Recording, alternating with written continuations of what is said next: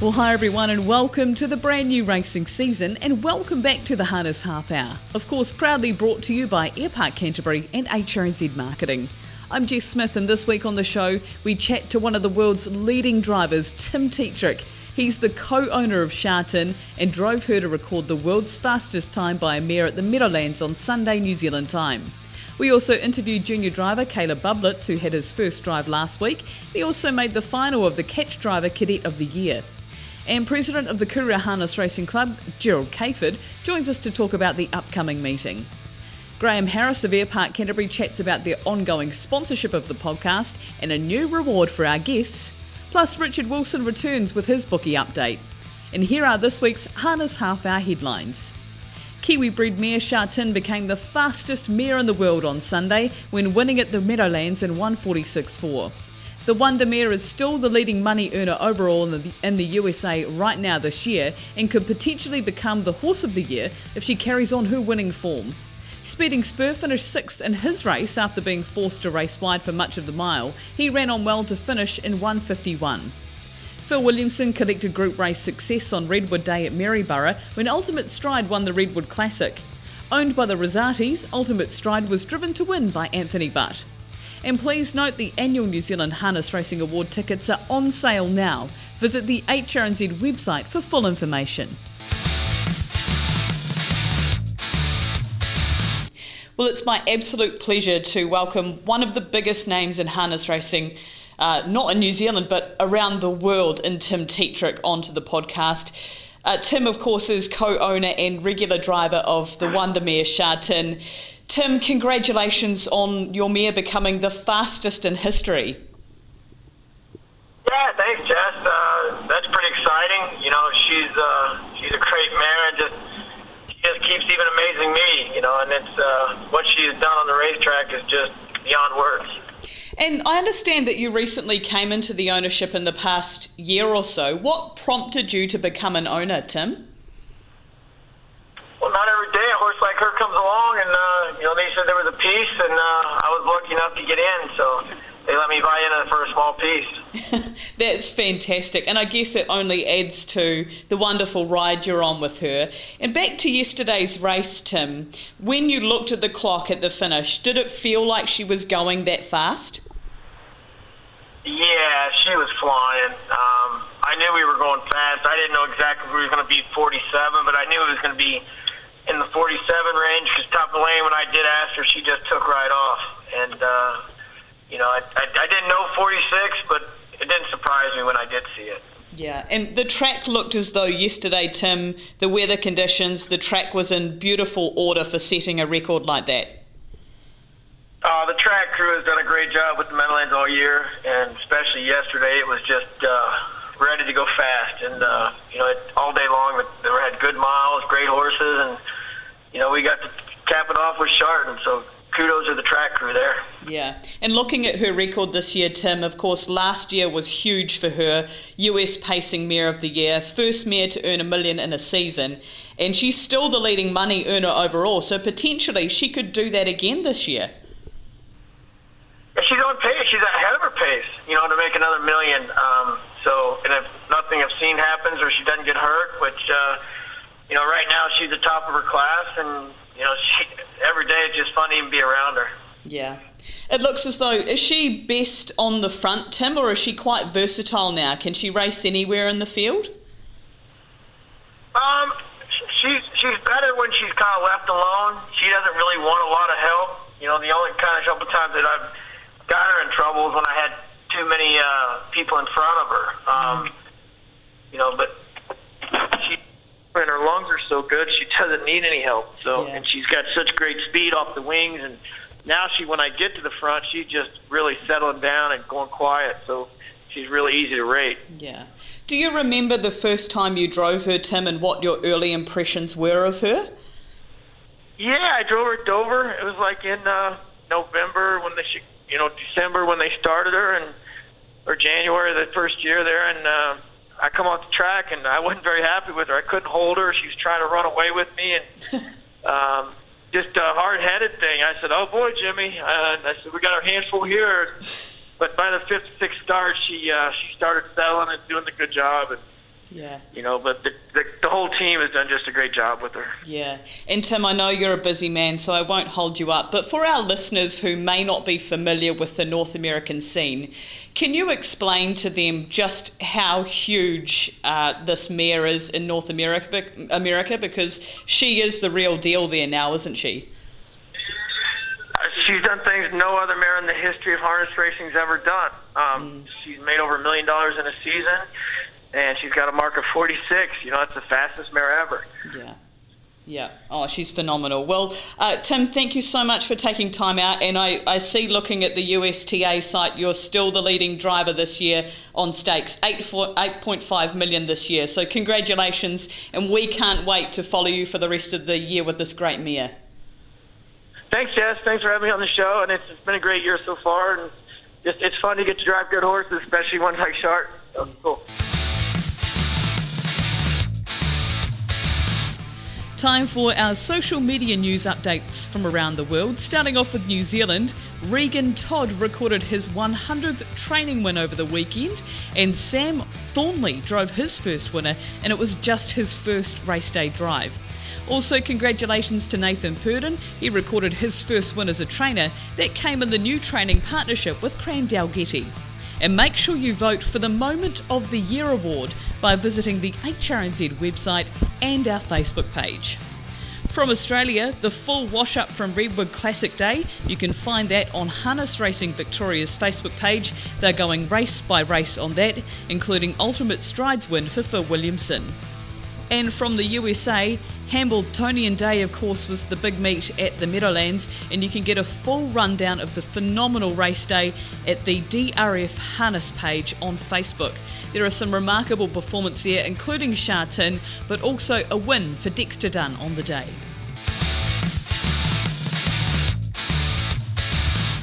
Well, of course, the change of the racing season sees a whole new wave of licence holders into the industry. And of course, you may recall Kaleb Bublitz from his involvement in the Catch Driver Cadet of the Year final, and we'll chat to him about that very soon. But he also had his first drive as a junior driver. And Kaleb, congratulations. Were you expecting to be able to finish third in your first ever drive? Oh, I was hopeful, as you always are, but I mean, to get up like she did, she had a little bit of make up and all well. I was super excited the way she ran, Yeah. Did you have any instructions from the team going out there? No, I was trying to just go out there and enjoy it. For the first drive, no pressure, just go get a feel for it, and if it go all right, then you go all right, Yeah. I guess just getting the first one out of the way must be a bit of a relief for you. Yeah, it was. It was a bit of a thing over my head, I've always been keen to get out there for a while. I was out there and put some fun, and go third, it was even better. Yeah. So, Kaleb, for those who aren't aware about your background, you actually started out in kids' karts, didn't you? Yeah, I do. I think I started there when I was 11 or 12, I think. Somewhere around there. I've been into it ever since. Yeah, and you would have had access to some amazing mentors during that time. Yeah, I did. When I was through kids' karts, I had two at Wendy first, and they were running it, and they were huge mentors to me through that phase of my life. So, when I went in, I pretty much knew nothing. I'd never really been around kids' level. They helped me through with my training that I had at the time, and they helped me with my driving and my gear put on and all that. So I really got help from them early on, Yeah. Okay, and in terms of employment, you were with Anna Donnelly. How long have you been there? I've been there just under a year, I believe. Yeah, just under a year. Yeah. And she must be a really good person to work for. Yeah, she is. She's really good to work for. Good mentor. She's helping out with drivers at the workouts and all that. So yeah, good. And going forward, Kaleb, obviously Cadet of the Year, Catch Driver Cadet of the Year. How did you find that final day at Addington? That was actually good fun. I quite enjoyed it.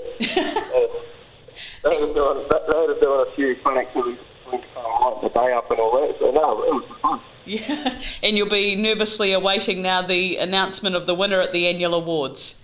Yeah, it's a bit of a wait, but it'll be worth it. Yeah. And you've got the family coming too?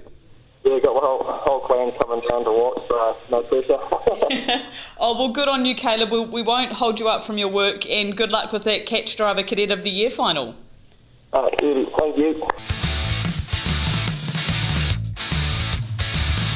Airpark Canterbury is Christchurch's only 24/7 privately owned off-site airport car parking. If you feel strongly about supporting privately owned business, support Airpark Canterbury. It's only a short drive to the airport in the Airpark Canterbury free shuttle. So if you want the cheapest parking option around, try Airpark Canterbury. Call 0800 Airpark or online at airparkcanterbury.co.nz. There's always a park for me at Airpark Canterbury.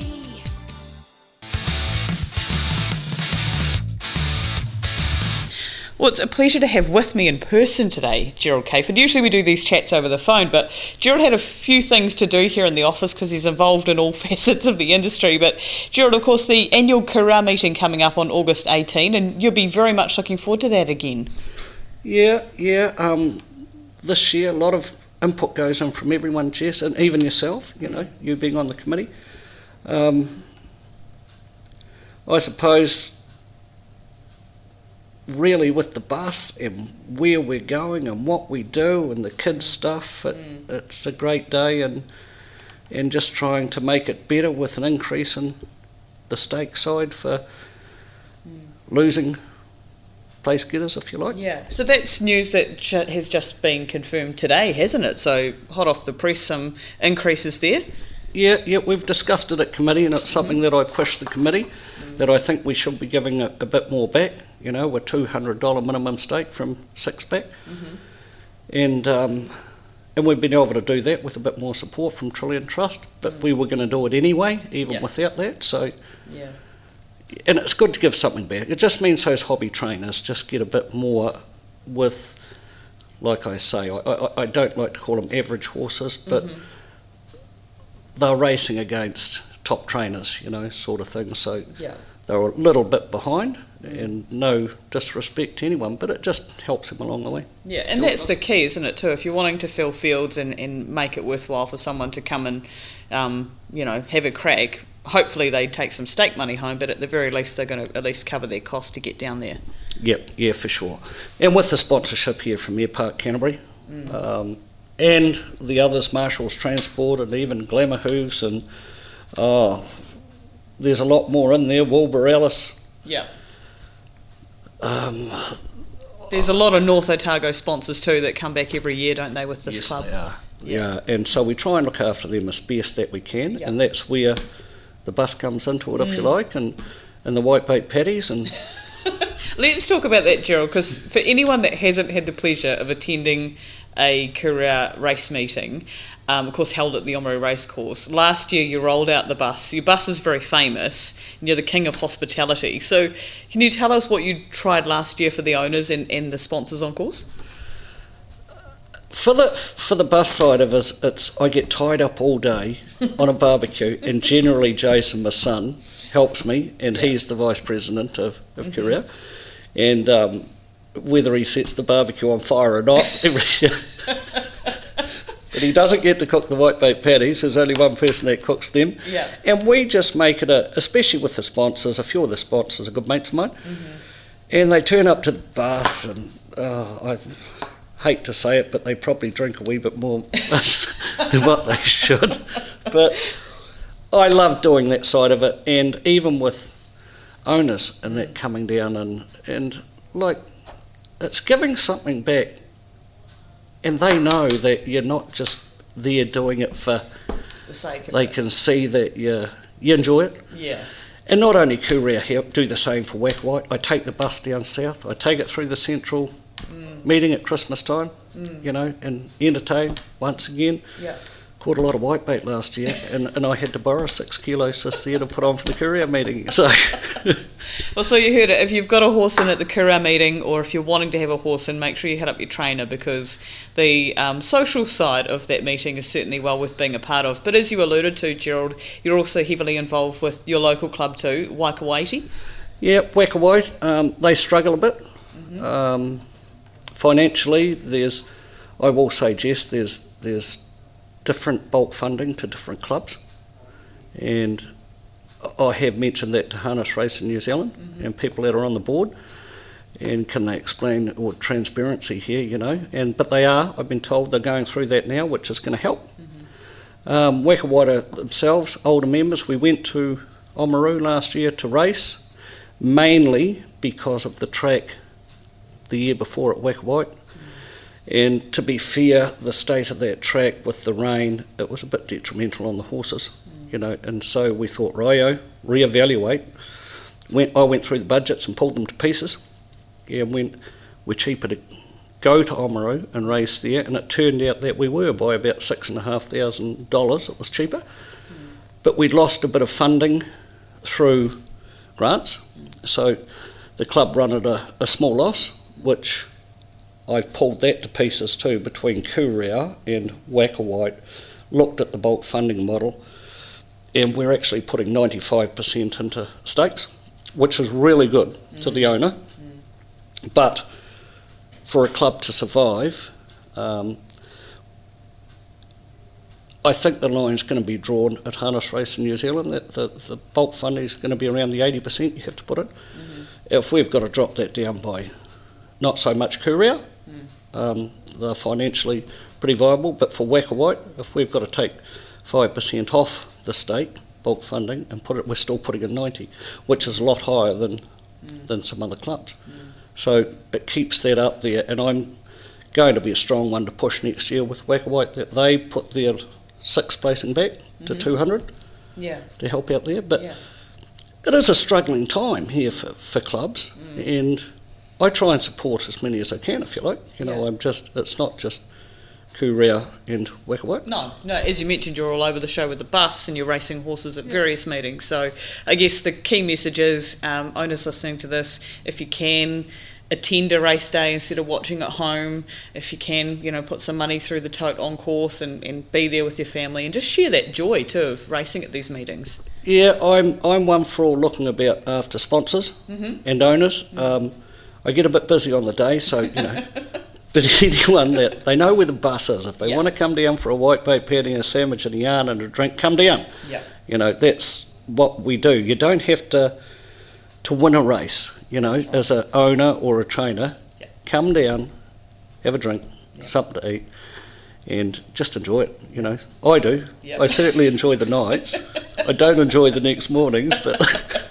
Good on you, Gerald. You're doing a great job, and we're looking forward to again to the Kurow meeting 18th of August. Yep, thank you very much, Jess.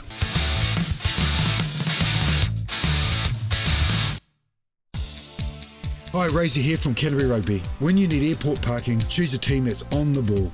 Meet at Airpark Canterbury and get their free Mercedes shuttle to drop you right off at the terminal. Airpark Canterbury have the cheapest 24/7 airport parking, and you'll never get left on the sidelines. Give Airpark Canterbury a try. airparkcanterbury.co.nz. There's always a park for me at Airpark Canterbury.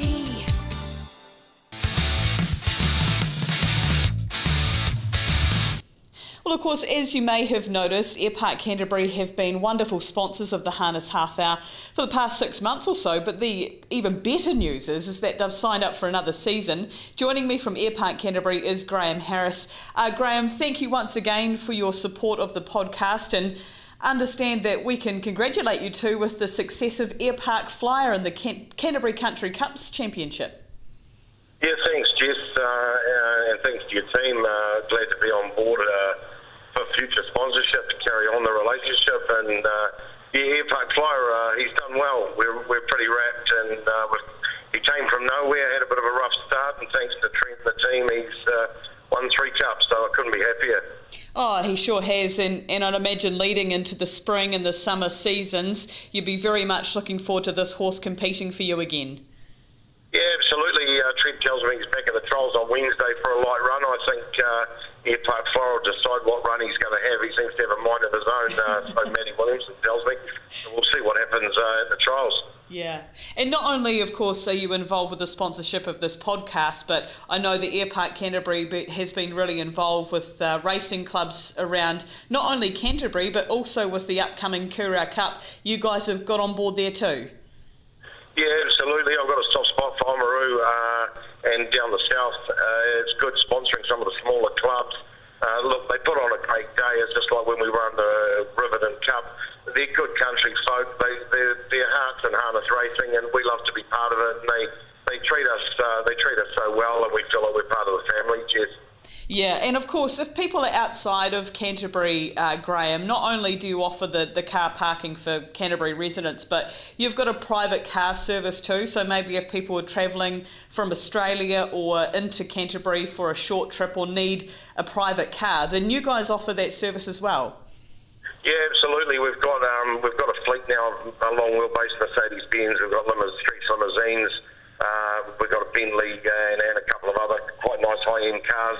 We do the embassy work for the Qatar embassy. We did the other night actually, and the Kuwaiti embassy that came in a couple of months ago. We've also got the Emirates contract for first and business class. So you don't need to be flying first class or anything like that to hire us. We've got competitive rates. We've got nice cars. Might just be a special occasion, day at the races, wedding, birthday, what have you. Oh, exactly. And of course, the limousine service, we can't forget about that stretch limo. It's always very popular, including you guys kindly got involved with the Pink Ribbon High Tea at Rangiora, and you gave away a ride in the limo on the day. Yeah, we do that a fair bit, Jess. To be honest, it started off as a bit of a hobby, that stretch limousine, and it became quite a popular thing.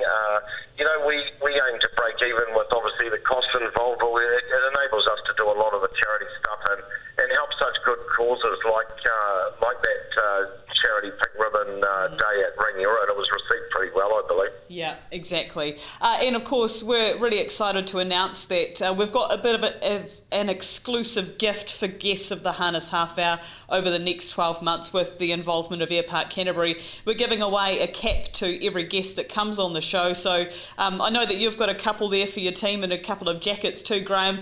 How do they feel to put on? Oh, look, it's probably the equivalent to the green jacket of the Masters for golf, I reckon. You get one of these hats or you get one of these jackets. It's pretty special. I'm pretty proud to see our name on there. Great partnership with HRNZ. You've designed them well, Jess. They look good, they look sharp, and I'm sure everyone will be keen to get one and wear it and show the brand and show the support for both of us. Oh, absolutely. Couldn't have said it better myself, Graeme. Thank you so much for your time today and your ongoing support of the podcast. Absolute pleasure, Jess. Thanks for the opportunity to you and your crew as well. Well, it's my pleasure to welcome on board, as we do every week. We catch up with Richard Wilson, Harness Bookie. Richard, happy new season to you. How did the season start off? Was it a good way to start or bad way? Yeah, happy new season to you too, Jess. It was a pretty even week, but the Cambridge on Thursday turned out to be a good one for us, really. It was a bit tough for punters. In particular, there was two well-backed short favourites that went down there on Thursday night. A couple of good bets, though. 700 on Sir Tiger at 280 and 500 on Ali Kai at 380. So when those two bets are the best of the night, you know it's been a pretty good one for me. Another source of good returns there was the last to first win from Red Atom. $200 on at 850, 215 at 8, the biggest bets on him. But he opened at 11, and there were some decent bets on him at the 11, 10, and the $9 that we put up. The big misses on the night that I was talking about, Hampton Banner and Soul Ambition. Hampton Banner got second to Red Atom. Win bets there, 3,500 at 220, 2,000 at 2, and a $1,400 bet at 180. And Soul Ambition was the subject of a $4,200 bet at $1.95 and 800 at 190. Okay, and from Thursday night at Cambridge, of course, we had Addington on Friday night. How did you fare there? Yeah, a bit tougher there. Plenty of large bets at Addington, and they had pretty good strike rate.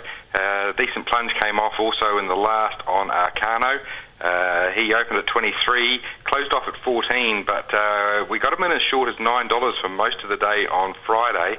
The best bets on him, 500, or the best bet there was 500 at 14, and there was also plenty $50 to $100 bets at every price we put up, hence why we got him in fairly early to that $9. Helping us out of a hole on him, though, was the very strong late push for Espresso Denario in that race. $9,000 at $2, $1,000 at 180, and 900 at 170. So he was coming in, and the other ones had to go out, including Arcano. So we came out of that not too bad, really. It could have been a lot worse. Other good returns came from the top three markets. A lot of bets here. 3,000 Russian Express at 250, 3,000 on Friend at 220, 2,000 Mary Olsen at 5, 4,000 on Do It Son at 2.15, $900 bet on Copperhead Rose at 3.10, and a few misses in the win book helped us out there.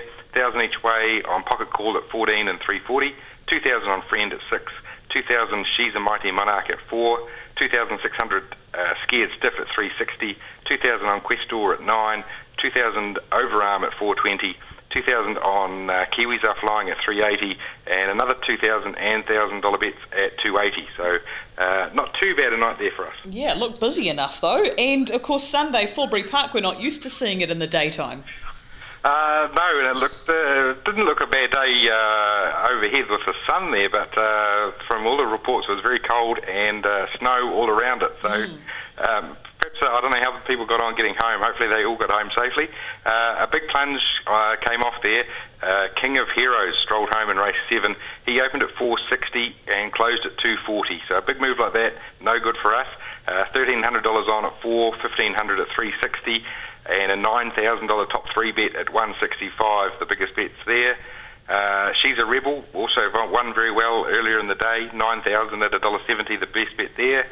$5,000 on Manelli Smile at $2 to run the top 3. $1,500 on Loma Jacka, top 3 at $2.25, also cashed in. And not a lot going our way in terms of big bets. $700 on Alan Back at 4.40, $500 Brantley at 4.80, $900 on Rock On at $1.85 to run the top 3, and $800 on Cruise and Reuben, top 3 at 3.30. The largest ones that missed, so a pretty good end to the week for punters there. Yeah, and those top 3 options always pretty lucrative for punters as well, and they are consistently in these reports. And each week, of course, we find a multi of the week. You found a $50 4-leg multi this time. Yeah, not a bad one. This one, Intrepidus at Hawkesbury won and paid $3.10 to kick it off, and then Molly Duker at 3.80. Sir Henry Castleton to run top 3 at 2.30, and ending on Hit the Sky top 3 at 2.10. The $50 turned into 14,000. That's not quite right. I don't think that was that much. I haven't taken the one off. I think it was about 4,400 there. Okay, 4,400. 14 grand would have been nice as well. Cash out options, of course, this is one of the newer options over the last few months to the TAB, and you've found the worst option for us this week.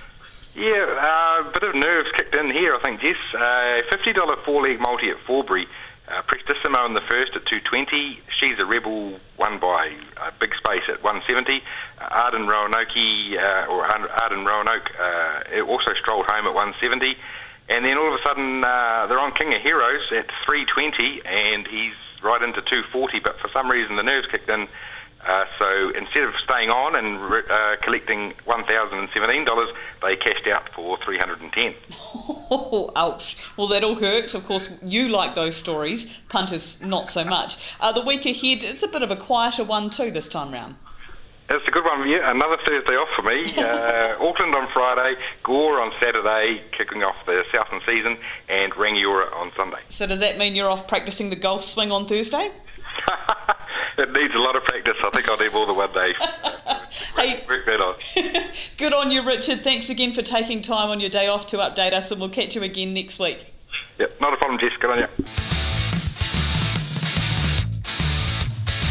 And racing-wise this week, we've got a quiet night on Thursday, no harness action on Thursday evening. However, Friday night, we're up in the City of Sales at Alexandra Park in Auckland. Saturday, Gore will feature. And Sunday, the Rangiora Harness Racing Club will feature in North Canterbury. And that's it for this week's Harness Half Hour. Thanks so much to Airpark Canterbury, and of course brought to you with HRNZ Marketing. Don't forget you can find our podcast via the HRNZ website, on our Facebook page, on the Punters Lounge, on tab.co.nz, on Spotify and iTunes. It's the first show for the new season. We'll catch you again next week.